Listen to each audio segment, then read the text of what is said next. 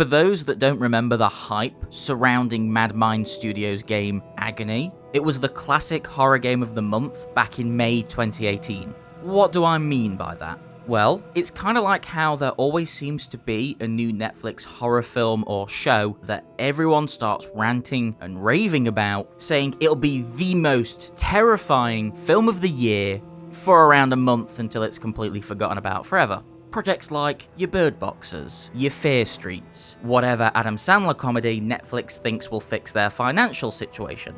And that was the kind of game that Agony was. Except when it released, instead of having a good week of unreasonably high praise before being lost to time, it was unexpectedly met with hatred across the board. Insert joke about it being Agony to play here. But was that fair? And could the perception of Agony been much softer if it wasn't competing to be the hit indie horror game of the month? As of recording, I've not actually ever played it before. So with all preconceived notions absent, let's jump into hell and find out. Whenever considering how terrifying a horror game is, more often than not, a big portion will depend on the game's setting and story. In this department, it's quite obvious that Agony chose easy mode when it picked hell for a backdrop. Conceptually, whether you believe in one or not, hell is an upsetting sort of place. If I asked you to picture hell in your mind, you'd likely think of fire and screaming and probably pain. If I asked the guys at Mad Mind Studios, they'd think of tits. Nasty demon tits, if I'm going to be precise. And unfortunately, I am. I think by the time Agony released, more people knew about it for the cacophony of ass, tits, and bold fannies than they did for, whatever else is in this game. Just look at it. It's the sort of thing Clive Barker would jack off to. I do want to give a decent amount of credit to the design team, because this version of hell is very well realised. It's mostly made up of mushy gore stuff. Imagine H.R. Geiger's alien designs, but all he had to draw with was a red felt tip pen. Also, the randomly falling limbs are, I think, unintentionally hilarious. It is a little edgy and try-hard in that sense, but that team were given a brief and they fulfilled it perfectly. It's a shame I can't say the same about the level design. Like a lot of horror games, they've seemingly took all the wrong lessons from Resident Evil. The original RE uses its mansion setting to achieve the same purpose as Agony's Hell: confuse and disorientate the player, thus making any scares more impactful.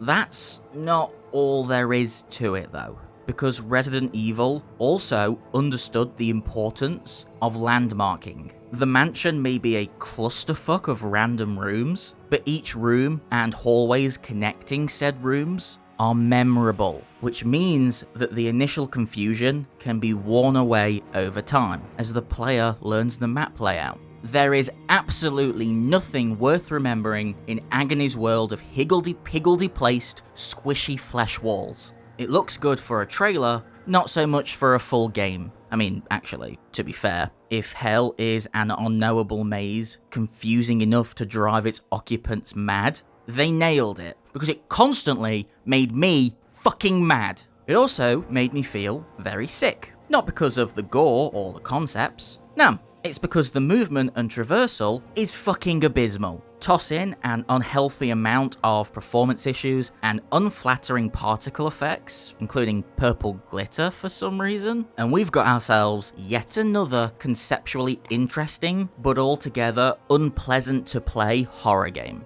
Like, seriously, it's one thing to have platforming elements in a first-person game, it's another thing to do it when you move like this.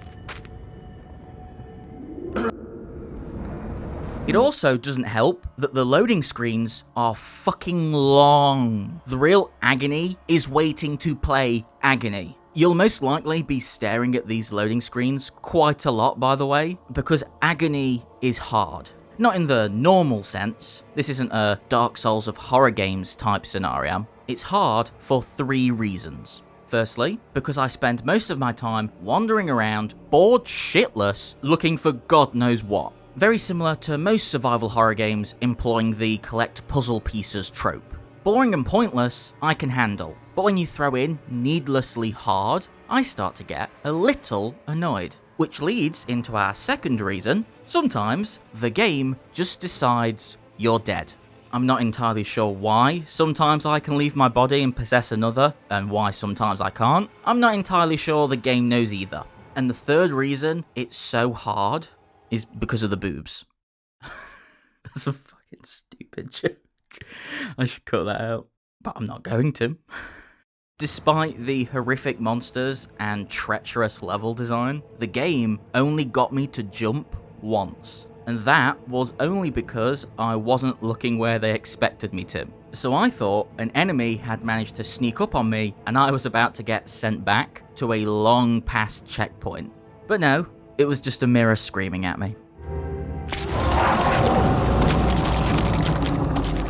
I'll be honest with you guys, I didn't finish Agony. And I don't need to finish it, because it's a load of fucking pretentious shit that thinks boobies and butt spikes are gonna scare me. There's only so long I can keep waiting for the art design to surprise me, only to come face to ass with another butt spike.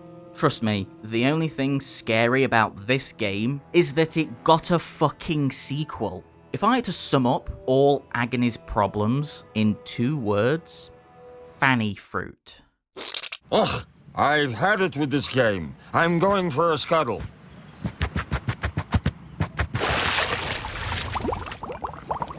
Thanks for watching this video, guys. Were you unfortunate enough to play Agony? What did you think of it? Please feel free to share any and all of your hellish thoughts down in the comments. Also, if you did enjoy the video and wanted to share your support, please do leave a like or even subscribe. And if you wanted to support us even further, the link to our Patreon is in the description. We appreciate any and all kinds of support we get. Thanks again for watching, and cheers.